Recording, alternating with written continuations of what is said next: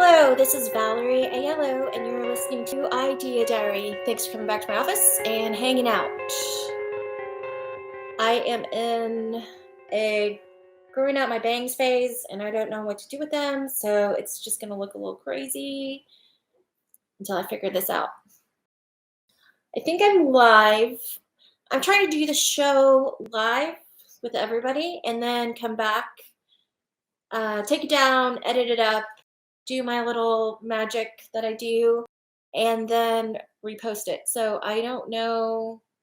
There was some problem with going live, and I just went live on my phone using this mic with the little doggle thingy majig USB doggle. So hopefully that worked. But if it didn't, what are you going to do? All right, so the last episode of the show, I wanted to talk about internet life versus real life, the highlight reels versus oversharing, and how I just felt like it's okay. Just this is the world we live in. And if you want a creative representation of yourself and kind of creatively showing off whatever it is that you're doing right now to gain something or just to do it for yourself, I'm like totally fine with that. And I think it's healthy and it brings you closer to creating your ideal self. Your real life self is slowly becoming your ideal self. And I think that's what we're kind of put on the planet to do and what we're supposed to do. So while I was kind of looking at that, I came across people that were making videos about consumption versus creation. So the idea is how much are you consuming? How much are you watching? Input versus output. Are you spending 10 hours a day listening to shows, watching videos, just consuming, or doing the Netflix thing, like constant binging without creating anything? Like, what is your number? What is your percentage? Are you going all day long, never creating anything and only taking it in? If you're a creative professional, I think you are creating, you're using your brain, but sometimes you're only doing that for clients, or sometimes you're only doing that for your employer. And how much are you doing it for yourself? I think that is probably important. A lot of the times you are just like creating and creating because you just want to get better at your craft, whatever it is that you're deciding to do. And that's the reward. It might not be that anyone actually reads it or watches it or cares about it, but you're doing it for yourself. And I think it's just because you have maybe a vision of how good it could be someday and you got to start somewhere. You might want to do it as like you're hoping that you make income from it, but also you could just be doing it because you want to do it. It's creative, it's fun, it's quirky, it's what you're into. The reward is only self improvement and keeping your chops up. I don't know if I'm like a horrible writer or an okay writer, or if it's actually good if I just work on it. I have zero idea. But writing is like a way that I can show off who I am, can get it out, can kind of feel like I'm accomplishing something. I have a newsletter that I just started on LinkedIn that I'm trying to once a month create something of value that somebody might want to read, that somebody might get something out of it.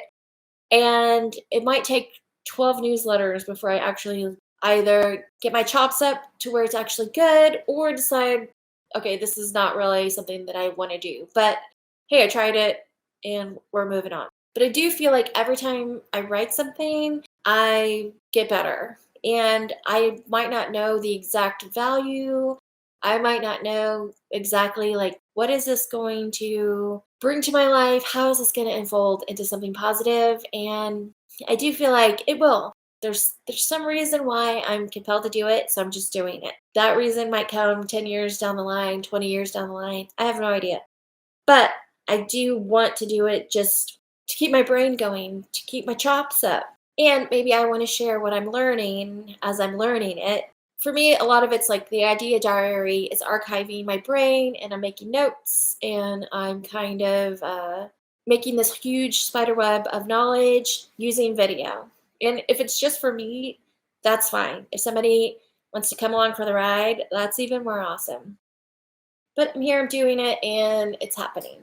that was the main thing that I wanted to talk about today, was really being self-aware and have a conscious reminder to myself and to maybe you to put a percentage on it. Like, how much am I consuming versus how much I'm creating? I feel like I'm on a good process right now where I am putting stuff out. I would like to do way more, but I'm doing at least something. And they always say, like, you really underestimate how much you can actually get done in a year, or you overestimate what you can actually get done in 1 year, but you underestimate what you can get done in 5 years. So I'm really just trying to be realistic, but not let any time go by without creating something and putting stuff out there. That's my thing. I'm trying to make it happen. That might not be for everybody, but stretching myself out, keeping my writing chops up, learning how to talk into a microphone to nobody.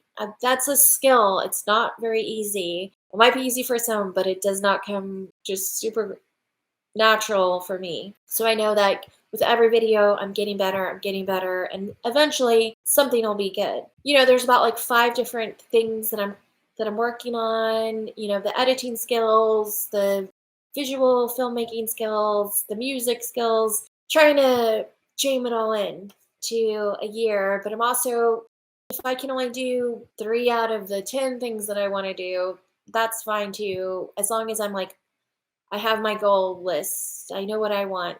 I don't like to have like a lot of busy work at all. I don't like emails. I don't like to do anything that I don't want to do. I like to wake up and say, what am I creating today? So I make sure that I have all that time to get stuff done and created. But I know, I can imagine it's pretty hard to get to the point where I am. If you do have to go to a job every day, or if you do have to log in, or if you have a lot of meetings that no one gets anything done because everyone has to have a meeting. I know those points of my life, being broke. And, there's things where when you're broke, you can't, it's not always easy to sit there and write a song or to paint a picture or to do anything, because that's kind of like you're focused on the fight or flight mode of your brain, and things can't come out. The creative things, anyway.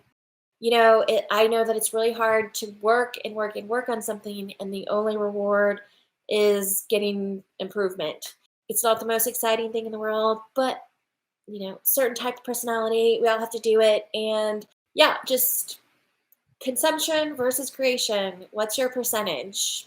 I know I'm not great with doing calls to action, but when I kind of say in the title of my videos, let's discuss, I actually do want to talk to people and I want to know kind of what's going on. So leave a comment, send a message, and let me know. Let me know if you're like knocking it out of the park, where it's like a 50-50 of consumption versus creation. You're actually doing it.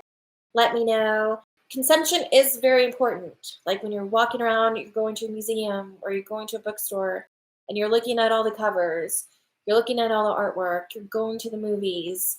If you're spending all day watching YouTube videos, trying to get inspiration or just learning, consumption is like a huge part of the creation process. So it's no shame. I do not want to come off as I'm trying to be shameful. If you are Netflix binge watching every night, maybe that's part of your creative process. But just really making sure you're actually putting stuff out there, that you are actually inputting your own voice and creating something and putting stuff out there too, instead of just consuming other people's art and work. I guess that's the show for today. Thanks for hanging out, and I'll